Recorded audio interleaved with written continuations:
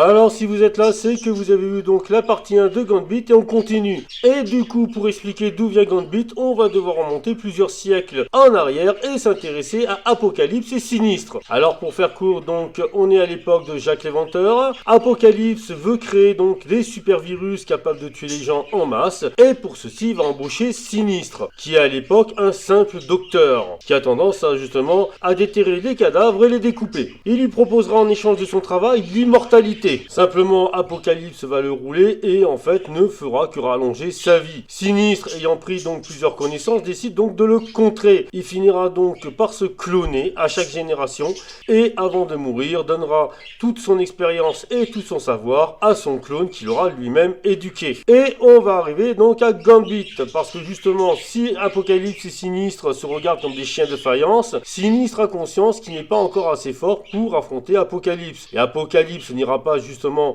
l'affronter aussi parce que même s'il est plus fort que Sinistre, les dégâts collatéraux seront beaucoup trop importants. Du coup, Sinistre décide donc que son prochain clone sera donc un mutant et justement prendra donc les gènes de Cyclope. C'est pour cette raison que les pouvoirs de Gambit ont la même couleur que le rayon optique de Cyclope. Apocalypse, faisant surveillant Sinistre, décide donc justement d'enlever l'enfant et embauchera donc la guilde des voleurs. Simplement, le chef de la guilde des voleurs, étant suffisamment intelligent et ayant suffisamment de cœur, ne rendra jamais l'enfant.